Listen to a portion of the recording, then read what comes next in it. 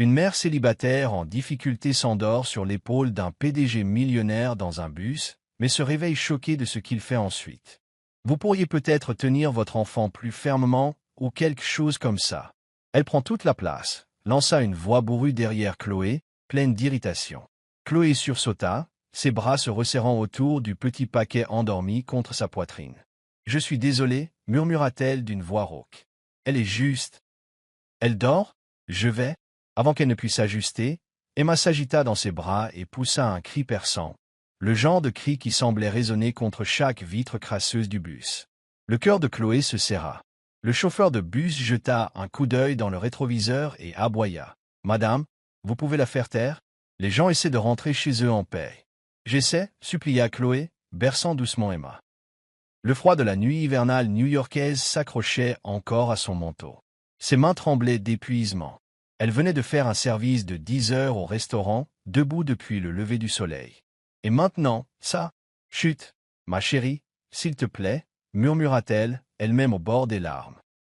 Les pleurs d'Emma ne firent que s'intensifier, les têtes se tournèrent, des téléphones furent levés, les murmures et les regards exaspérés se propagèrent comme une traînée de poudre dans le bus. Puis, une voix chaude et calme parla à côté d'elle. « Excusez-moi, puis-je essayer quelque chose ?» Chloé se tourna, surprise. Un homme était assis de l'autre côté de l'allée, la trentaine peut-être, bien trop élégamment vêtu pour ce bus de fin de soirée.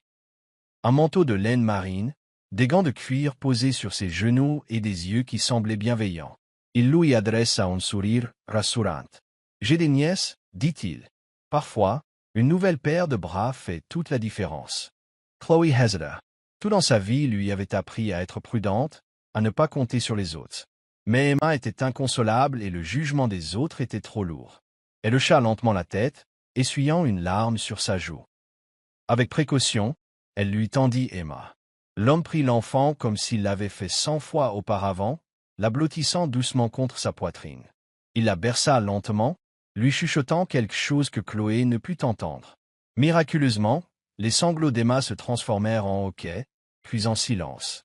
Chloé regarda, incrédule, sa fille se pelotonner, contente et en sécurité dans les bras d'un inconnu. « Elle vous aime bien, » murmura Chloé. « Elle a chaud et elle est fatiguée. »« C'est tout, » répondit-il doucement. Le corps de Chloé céda finalement. Sa tête, lourde d'épuisement, tomba, et sans s'en rendre compte, elle s'appuya contre l'épaule de l'homme. Il ne bougea pas, il ne parla pas. Il ajusta simplement sa position, puis retira discrètement son manteau et en enveloppa doucement Emma, en bordant le tissu pour qu'elle reste au chaud, sans jamais attirer l'attention sur lui. C'était un acte de gentillesse si simple et si rare qu'il n'avait pas besoin de mots. Chloé dormait. Quand elle se réveilla, ce fut avec un sursaut et un halètement de panique. Elle cligna des yeux en voyant le tissu chaud autour d'Emma, puis leva les yeux pour voir sa fille, dormant toujours paisiblement dans les bras de l'homme. « Oh mon Dieu !» murmura-t-elle. « Je suis tellement, tellement désolée. Je ne voulais pas. J'ai dû. » L'homme sourit, sa voix toujours aussi calme. « Ce n'est rien. Vous étiez épuisé. N'importe qui l'aurait été. Si j'avais un enfant, j'espérais que quelqu'un m'aide quand je n'en serais plus capable. » Chloé ne savait pas quoi dire. Personne ne lui avait montré une telle gentillesse depuis longtemps. Emma s'agita, clignant des yeux d'un air endormi. Sa petite voix brisa le silence. « Tu sens le chaud ?» marmonna-t-elle avant de se blottir à nouveau contre sa poitrine. Jack Lausa. Chloé devint écarlate. « Elle s'appelle Emma. » dit Chloé, souriant à moitié maintenant. « Et moi, c'est Jacques, » répondit-il, tenant toujours la petite comme si elle était en porcelaine. « Ravi de vous rencontrer toutes les deux. » Le bus commença à ralentir à l'arrêt de Chloé. « C'est notre arrêt ?» dit-elle à contre-cœur en tendant les bras vers Emma. Jacques la lui passa doucement, avec précaution, en s'assurant que le manteau restait enroulé autour d'elle. « Merci, » dit Chloé, essayant de croiser son regard. « Jay, je ne sais pas ce que j'aurais fait sans vous ce soir. » Jacques haussa modestement les épaules. « Vous auriez trouvé une solution. Vous vous débrouillez très bien. » Chloé descendit du bus et resta sur le trottoir, le regardant s'éloigner dans la nuit enneigée de New York. Les fenêtres brillaient faiblement et elle aperçut une dernière fois le profil de Jacques avant qu'il ne disparaisse. Elle serra Emma plus fort contre elle. Le manteau enveloppait toujours la petite fille. On ne le reverra plus, mais il était gentil, hein? murmura-t-elle. Emma marmonna dans son sommeil. Et pour la première fois depuis des semaines, Chloé se sentit un peu moins seule. L'appartement sentait légèrement le tapis humide et la soupe réchauffée. Chloé poussa la porte avec une épaule, tenant Emma en équilibre sur sa hanche, un sac de course en plastique se balançant à sa main libre. La porte grinça en se refermant derrière elle avec un gémissement familier. Emma gémit doucement en se frottant les yeux. Chloé la déposa délicatement sur le canapé, l'enveloppant dans une fine couverture avant de retirer son propre manteau avec un soupir. Le radiateur se mit en marche avec un cliquetis, faisant peu pour combattre le froid. Elle traversa la pièce jusqu'à la petite cuisine et contempla le réfrigérateur presque vide. Elle avait assez pour un dîner de plus. Des haricots en conserve, quelques tranches de pain, une demi-bouteille de jus de pomme. Le jour de paie était encore dans 3 jours, et la note du propriétaire, à l'encre rouge et soulignée, était toujours collée sur le frigo. Dernier avis. Loyer dû. Chloé s'assit à la table et laissa tomber son visage dans ses mains. Elle avait postulé pour des deuxièmes emplois toute la semaine, des services de nuit, des ménages le week-end, tout ce qui pouvait payer. Mais personne n'avait rappelé. Emma avait attrapé une toux, ce qui signifiait que la crèche l'avait déjà renvoyée à la maison 2 fois plus tôt. Les heures de Chloé avaient de nouveau été réduites au restaurant. Son corps était endolori de fatigue, mais son esprit ne cessait de tourner. Pourtant, malgré le tourbillon de stress, un moment de calme refit surface dans sa mémoire. Le bus, la chaleur du manteau d'un autre autour d'Emma, le rythme régulier de la respiration à côté d'elle. Le rare sentiment de ne pas être entièrement seule. Jack! Elle ne connaissait même pas son nom de famille. Il n'avait pas demandé le sien. Mais à ce moment-là, quand le monde lui avait semblé trop lourd, son épaule était devenue son lieu de repos. Elle secoua la tête et soupira. Les hommes comme lui ne croisaient pas sa vie, pas vraiment. Pas au-delà d'une nuit calme et fugace. 2 jours passèrent. Latte di Emma, s'aggrava. Chloé lui donna des bains chauds, lui frotta le dos avec une pommade, lui lut des livres jusqu'à en avoir la voix rauque. Elle buvait du café froid le matin et se dépêchait sur les trottoirs mouillés pour arriver à son service au restaurant, se glissant derrière le comptoir avant que le gérant ne puisse crier. Ce fut un mercredi après-midi pluvieux que cela arriva. La cloche au-dessus de la porte tinta. Chloé versait du café dans une tasse ébréchée quand elle leva les yeux et se figea. « Jack !» Il entra, secouant la pluie de son manteau, balayant la pièce du regard avant que ses yeux ne croisent les siens. Il sourit. « Bonjour, dit-il. Je ne m'attendais pas à vous revoir. » Chloé faillit laisser tomber la cafetière. Elle la posa avec précaution et s'essuya les mains sur son tablier, le cœur battant à tout rompre. « Je ne m'y attendais pas non plus, » dit-elle, forçant un sourire nerveux. « La ville est petite, j'imagine. » Jacques regarda autour de lui, puis de nouveau vers elle. « Beaucoup de monde aujourd'hui. »« Ça dépend de l'heure, » répondit-elle, la voix tremblante. « Vous voulez une table? »« Juste un café ?» dit-il. Noir. Elle hocha la tête et attrapa une tasse avec des doigts qui tremblaient légèrement. Elle versa le café et le posa sur le comptoir où il avait pris place. « Merci, » dit-il doucement. Elle hocha de nouveau la tête, puis se détourna, faisant semblant de nettoyer un plateau. Jacques ne dit rien de plus. Il resta simplement assis là, sirotant son café, la regardant se déplacer derrière le comptoir. Pas de questions, pas d'attente. Juste une présence. Et Chloé, bien que son esprit tourbillonnait de questions, sentit quelque chose de presque calme à nouveau. L'air du matin était vif, du genre qui s'accrochait à la peau même à travers le manteau le plus épais. Chloé avançait péniblement sur le trottoir mouillé, son souffle formant un nuage devant elle à chaque pas. Elle était en avance. Emma avait finalement dormi presque toute la nuit, et Chloé avait décidé de marcher plus lentement, de profiter de ce rare moment de paix avant que le labeur ne commence. Mais en s'approchant du restaurant, ses pas ralentirent. Quelque chose était accroché à la porte d'entrée. Un sac en papier. Elle regarda autour d'elle. Personne en vue. La rue était presque déserte, à l'exception du faible klaxon du trafic au loin. Avec précaution, elle s'approcha de la porte et décrocha le sac de la poignée. Il était plus lourd qu'il n'y paraissait. Elle l'ouvrit lentement, et son souffle se coupa. À l'intérieur se trouvaient 2 boîtes de lait maternisé. Un petit flacon de sirop pour enfants contre le rhume. Une boîte de mouchoirs avec des animaux de dessins animés dessus. Et, glissée entre eux, une note pliée. Je pense qu'Emma pourrait en avoir besoin. Les doigts de Chloé se resserrèrent sur le papier. Sa poitrine lui faisait mal. C'était inattendu. Brute. Elle n'avait pas dit à Jacques qu'Emma était malade. Elle ne lui avait pas parlé du lait qu'elle pouvait à peine se permettre. D'une manière ou d'une autre, il l'avait remarqué. Et il l'avait fait discrètement, sans annonce, sans attente. Elle porta le sac à l'intérieur et le posa sur le comptoir, le fixant un long moment. Ses mains tremblaient. Une moitié de son cœur se gonfla de gratitude. L'autre se serra d'inconfort. Était-ce de la gentillesse ou de la pitié? Toute la journée, le sac resta derrière le comptoir. Chloé fit son service comme d'habitude, prenant les commandes, nettoyant les tables, remplissant les tasses de café. Mais son esprit ne cessait de revenir à cela. À Jacques, à la façon dont il n'avait pas dit un mot quand il l'avait vu travailler ici. La façon dont il avait observé. Pas jugé. Mais quand même, quelque chose se tordit en elle. Quand son service se termina, elle ne rentra pas chez elle. Elle attendit. Et à 17h30, alors que la pluie recommençait à tomber, la cloche de la porte tinta. Jacques entra, comme il avait fait 2 jours plus tôt. Chloé se tenait derrière le comptoir, les bras fermement croisés sur sa poitrine. Il remarqua immédiatement sa posture. « Salut, dit-il. Il faut qu'on parle, dit-elle, son ton plus tendu qu'elle ne l'aurait voulu. Il hocha lentement la tête et s'approcha du comptoir. « D'accord. » Elle ne s'adoucit pas. « J'ai trouvé le sac. »« Je l'espérais, dit-il. Je n'ai pas demandé d'aide. »« Non, convint-il. Vous ne l'avez pas fait. »« Alors pourquoi ?» Sa voix se brisa légèrement, la colère et la confusion luttant pour faire surface. « Pourquoi feriez-vous ça? Vous ne me connaissez pas. » Il la regarda calmement dans les yeux. « Parce que vous élevez une fille seule, que vous faites des doubles services et que vous trouvez encore le moyen de sourire à des inconnus. Parce que je vous ai vu dans ce bus, tenant bon alors que tout s'effondrait. »« Ça gorgeous, Sarah. Je ne suis pas un cas de charité, murmura-t-elle. Je n'ai jamais dit que vous l'étiez, dit Jacques doucement. Alors, que suis-je pour vous? Il hésita, choisissant ses mots avec soin. Vous êtes forte. Vous faites quelque chose qui ferait s'effondrer la plupart des gens. Je n'ai pas laissé ce sac parce que je vous pensais faible.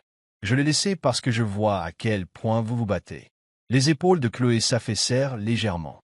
Ses yeux la piquaient. Je ne sais pas comment accepter ce genre de choses, murmura-t-elle. Je ne m'attends pas à ce que vous le fassiez, répondit Jacques. Sachez simplement que c'est venu sans aucune condition. Pas de pitié. Juste du respect. Elle le regarda un long moment, partagé entre la fierté et quelque chose de plus profond. Puis elle hocha la tête une fois, à peine perceptiblement. Et Jacques, sentant qu'elle n'avait pas besoin de plus de mots, sourit simplement et s'assit à sa place habituelle sans un mot de plus. Le soleil filtrait à travers les branches nues de Central Park, jetant une douce teinte dorée sur les trottoirs encore humides de la pluie de la nuit dernière. Il faisait plus froid à l'ombre, mais Chloé avait emmitouflé Emma dans sa veste, un petit bonnet en tricot couvrant ses boucles. Jacques marchait à leur côté, les mains dans les poches de son manteau, s'adaptant à leur rythme sans se presser. Chloé avait hésité quand il l'avait invitée. Le café était devenu familier, mais une promenade le week-end semblait être quelque chose de plus. Pourtant, quelque chose dans sa voix, dans la sincérité tranquille de ses yeux, l'avait convaincu de dire oui. Ils passèrent devant l'aire de jeu où les enfants riaient et se poursuivaient, leur souffle formant des nuages dans l'air. Emma s'agrippa un moment à la jambe de Chloé, timide, mais finit par tendre la main vers celle de Jacques. Le souffle de Chloé se coupa, mais Jacques sourit simplement, ajustant son pas à ses petits pas à elle. Ils s'assirent sur un banc, surplombant l'étang au canard, Emma entre eux avec un biscuit dans une main et son lapin en peluche omniprésent, maintenant effiloché et rapiécé, sous le bras. Jacques se pencha en arrière. « Vous venez toujours ici ?»« Pas souvent, » dit Chloé. « Seulement quand j'ai assez d'énergie pour marcher au lieu de prendre le métro. » Il jeta un coup d'œil de côté. « Vous semblez plus reposé aujourd'hui. » Chloé eut un petit rire. « Les apparences peuvent être trompeuses. » Il y eut une pause. Le vent bruissait dans les arbres. Elle baissa les yeux sur Emma, qui fredonnait pour elle-même. Puis Chloé dit, « Son père est parti quand j'étais enceinte de 3 mois. Il a dit qu'il n'était pas prêt, que je lui avais gâché la vie. » Jacques resta silencieux, la laissant parler. « Ma mère était mon seul soutien, mais elle est décédée avant qu'Emma n'ait 1 an. Un cancer. Rapide et cruel. Après ça, j'étais seul. Travailler, jongler avec le loyer, les couches, tout. » Sa voix faiblit légèrement. Il y a eu des nuits où je tenais Emma pendant qu'elle pleurait et je faisais semblant de ne pas pleurer aussi. La mâchoire de Jacques se contracta, mais il ne dit rien. J'ai arrêté de faire confiance aux gens, ajouta Chloé. Pas parce que je le voulais, juste parce que je le devais. Emma tira sur sa manche, et Chloé lui embrassa le sommet de la tête.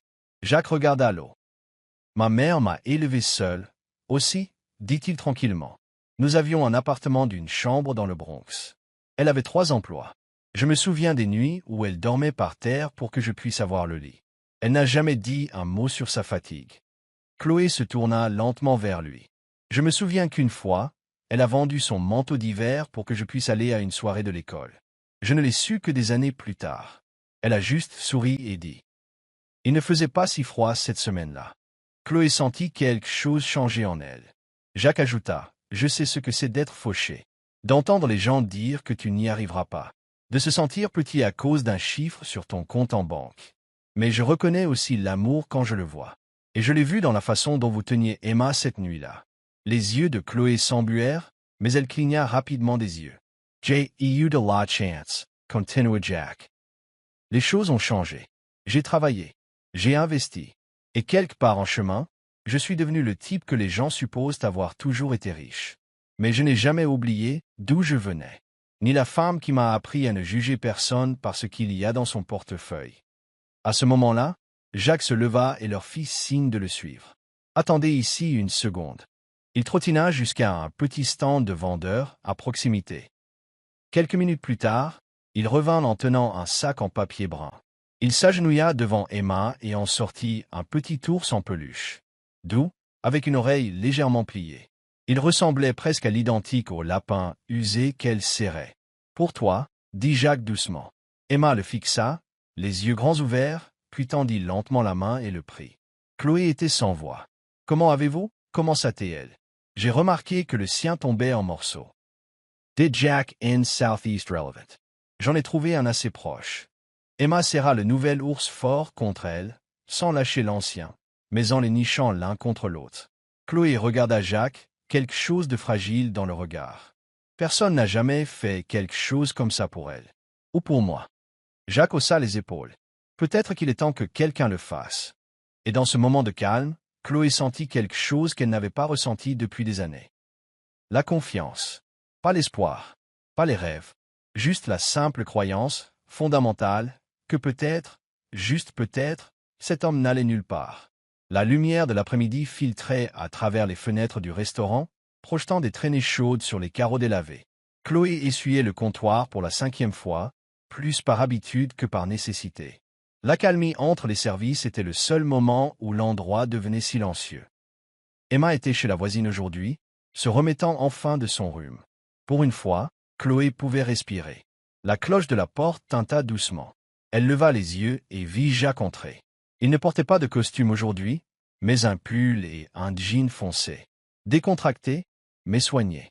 Toujours un peu déplacé au milieu du formica ébréché et des menus collants. Il lui fit un petit signe de tête et se dirigea vers sa place habituelle. « Vous êtes en avance » dit Chloé en posant son chiffon. « Je me suis dit que je vous verrais avant la foule du dîner » répondit Jacques en s'installant. Quelque chose dans sa façon de s'asseoir, le regard pensif dans ses yeux la fit s'arrêter.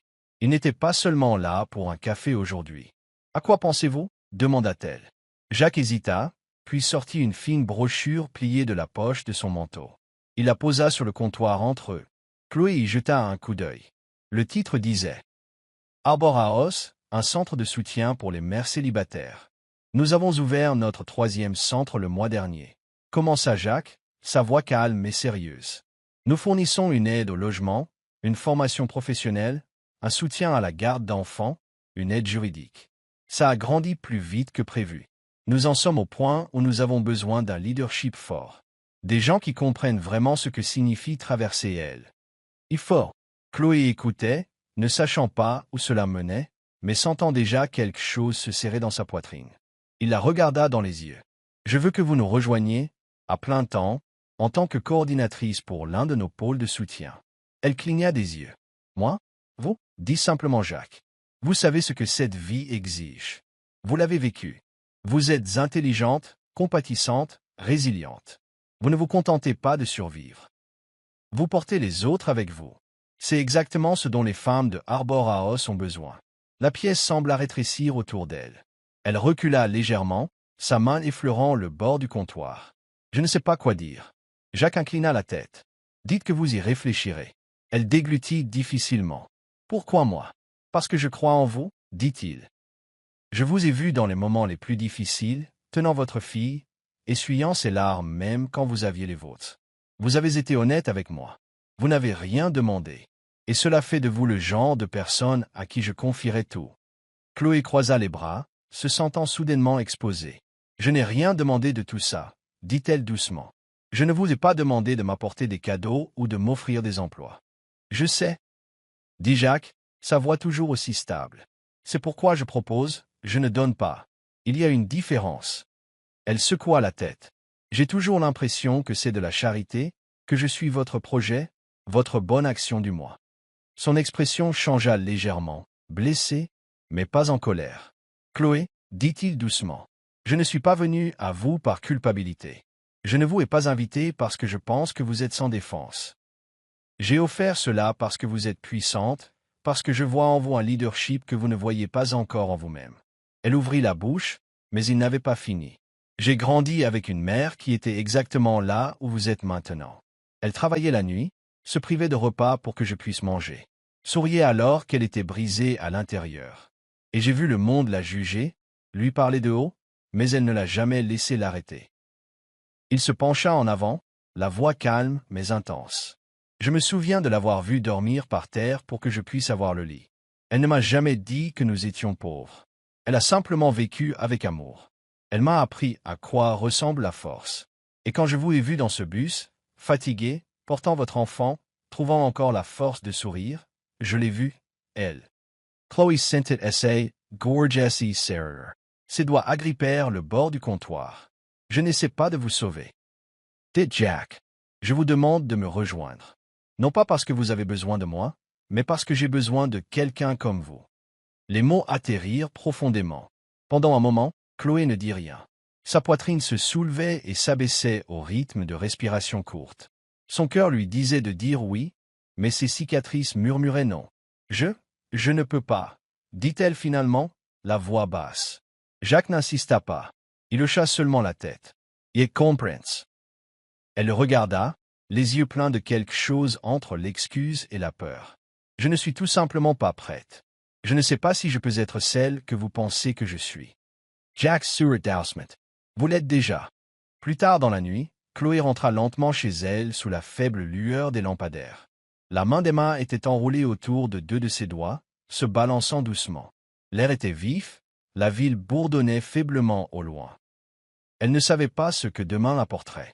Mais quelque part à l'intérieur, une partie d'elle avait commencé à se demander. Et si elle disait oui? La pluie tombait sans arrêt depuis le crépuscule. Des rideaux froids et implacables battaient contre les fenêtres du petit appartement de Chloé, brouillant les lumières de la ville à l'extérieur. À l'intérieur, l'air était lourd d'inquiétude. Emma était allongée sur le canapé, les joues rouges, son petit corps brûlant de fièvre. Chloé était assise à côté d'elle, un gant de toilette humide dans une main, le téléphone dans l'autre. La clinique d'urgence avait fermé plus tôt en raison des inondations. La pharmacie avait dit que la livraison prendrait des heures. Emma Gamet, son souffle court.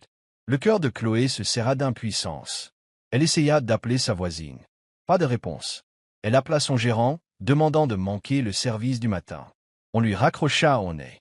Puis, sans réfléchir, elle appela Jacques. Il répondit dès la première sonnerie. Emma est très malade, dit Chloé, la voix brisée. Elle brûle de fièvre. J'arrive, dit Jacques, la coupant doucement. Restez avec elle. Je suis en route. 15 minutes plus tard, on frappa à la porte. Chloé ouvrit et trouva Jacques trempé par la pluie, tenant un sac de médicaments dans une main et une petite casserole dans l'autre. Je suis passé à la pharmacie de nuit, dit-il en entrant et en retirant son manteau. J'ai pris l'antipyrétique, des sachets d'électrolytes et une bouillie de riz au gingembre que je leur ai demandé de réchauffer pour elle. Chloé le fixa, stupéfaite. Vous êtes vraiment venu? Il la regarda et esquissa un petit sourire presque taquin. Bien sûr que je suis venu. Il posa tout sur la table, puis s'agenouilla à côté d'Emma. Salut, ma puce, murmura-t-il en écartant ses boucles humides de son visage. Dornudheim, Emma gémit à nouveau. Essayons ce médicament, dit Jacques doucement. Ensuite, je te raconterai la meilleure histoire que tu aies jamais entendue.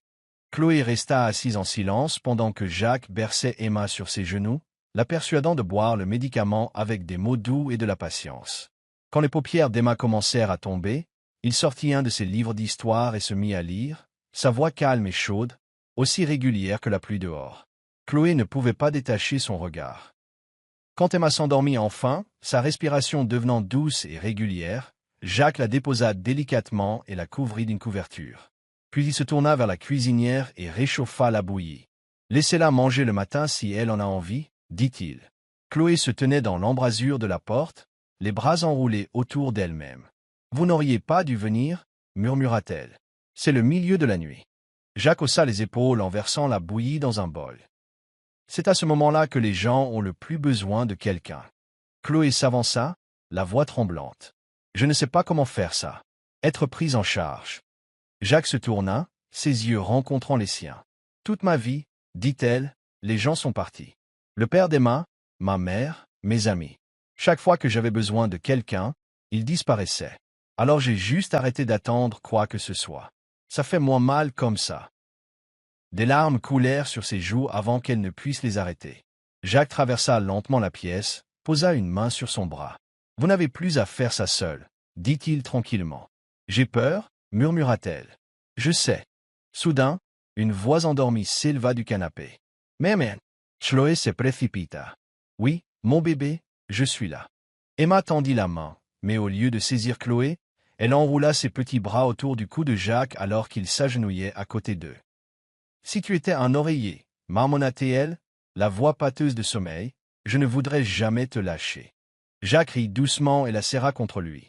Puis, tenant toujours Emma délicatement, il leva les yeux vers Chloé. « Je ne vais nulle part, » dit-il. « Toi et Emma, vous êtes à la maison maintenant. Ma maison. » Chloé le fixa, les larmes coulant silencieusement. Il tendit la main vers la sienne. Elle ne la retira pas. Et dans ce moment, calme, désordonné, réel, il se pencha en avant et l'embrassa. Ce ne fut ni précipité, ni dramatique. C'était doux, sûr, et rempli de tous les mots non dits entre eux. Quand ils se séparèrent, Chloé posa son front contre le sien, ses doigts se mêlant aux siens. « Je ne sais pas comment ça va marcher, » murmura-t-elle. Jacques sourit. « Alors, trouvons une solution. Ensemble. » Dehors, la pluie commença à se calmer. À l'intérieur, quelque chose de nouveau avait commencé. Doux et certain, comme un amour qui grandit lentement, mais qui reste. Le printemps s'infiltra lentement dans la ville, adoucissant les vents vifs et encourageant de pâles fleurs à éclore sur les branches tenaces. Pour la première fois depuis des années, Chloé accueillit la saison avec quelque chose qui ressemblait à de l'espoir. Elle avait dit oui. Oui au travail. Oui à la cause. Oui à quelque chose de plus grand que la survie. À Arbor House, elle se retrouva entourée de femmes qui lui rappelaient son passé. Jeune, fatiguée, effrayée. Et pourtant, chaque jour, elle se tenait devant elle, non pas comme une version brisée d'elle-même, mais comme la preuve que la guérison était possible. Elle aidait à organiser des garderies, formait des bénévoles, animait des ateliers sur la budgétisation et les ressources pour parents célibataires. Ces journées étaient longues et souvent désordonnées, mais elles avaient un sens. Elle rentrait chaque soir auprès d'Emma, qui courait maintenant dans les bras de Jacques aussi naturellement que dans les siens. Ensemble, Chloé et Jacques lancèrent un nouveau projet. Un complexe de logements abordables spécialement conçu pour les mères célibataires, avec une garderie sur place, du personnel de soutien et un espace extérieur sûr pour les enfants. Un après-midi, alors qu'ils visitaient le chantier de construction avec des plans à la main et des casques sur la tête, Chloé s'arrêta devant un panneau en cours de peinture près de la grille. Elle plissa les yeux. « Attends, est-ce que c'est ce que je pense ?» Jacques sourit, se frottant la nuque d'un air penaud.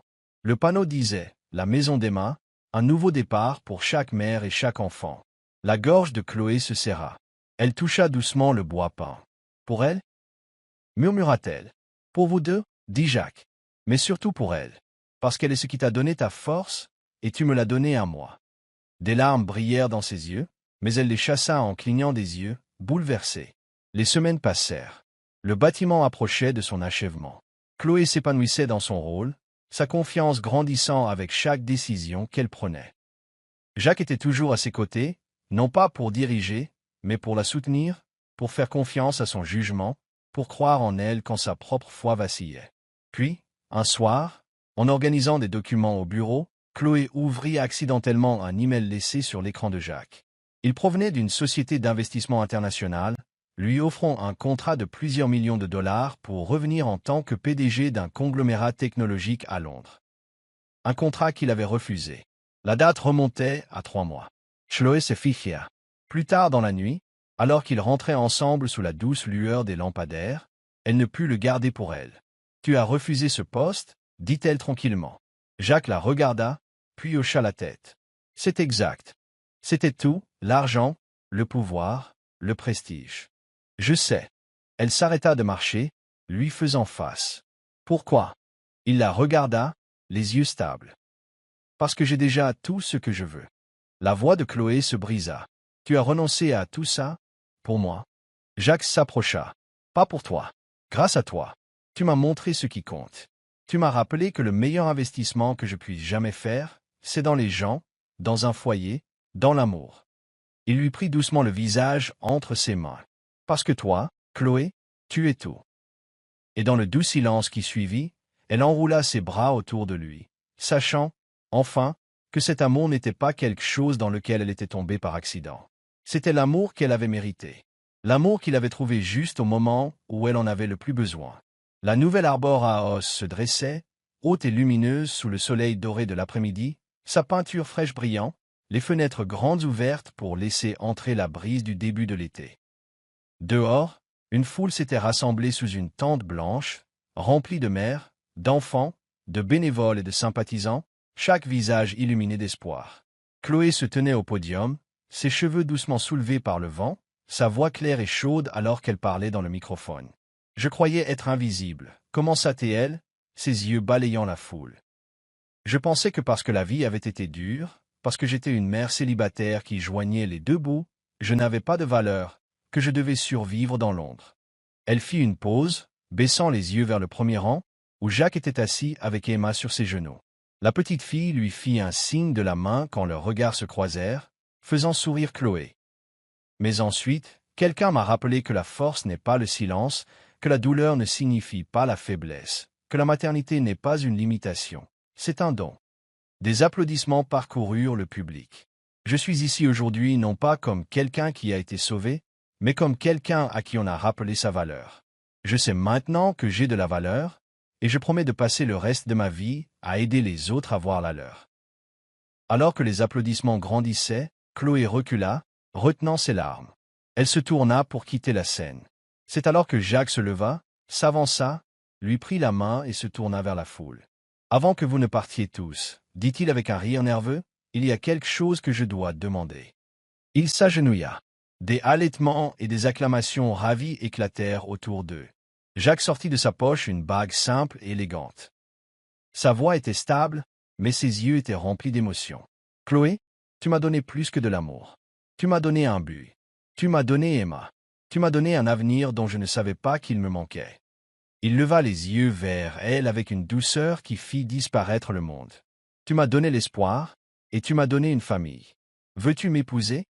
La main de Chloé vola à sa bouche alors que des larmes coulaient sur ses joues. « Oui, » murmura-t-elle en hochant la tête. « Oui, Jacques, bien sûr. » La foule éclata en acclamations alors qu'il lui glissait la bague au doigt et la serrait dans ses bras.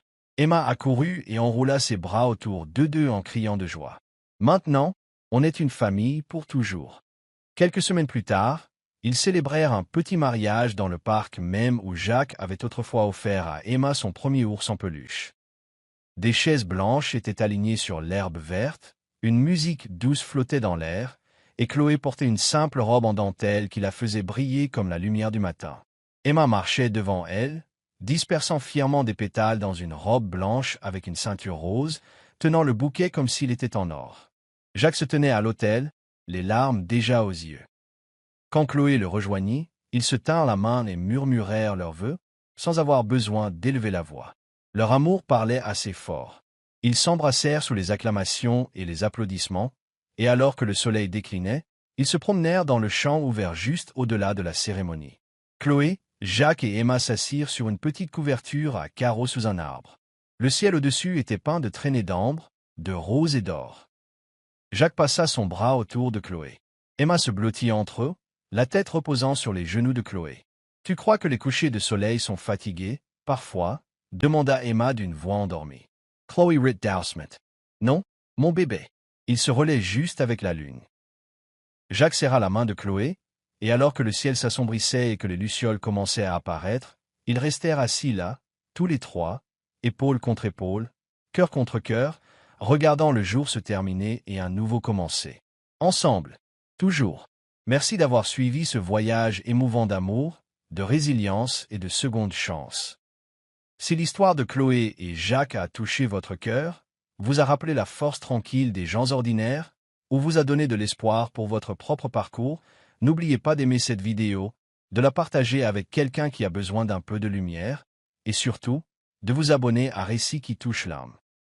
Ici, nous racontons le genre d'histoires qui guérissent les cœurs, restaurent la foi et nous rappellent à tous que la gentillesse, l'amour et le courage existent encore, même dans les endroits les plus inattendus. Jusqu'à la prochaine fois, continuez de croire en la beauté des secondes chances.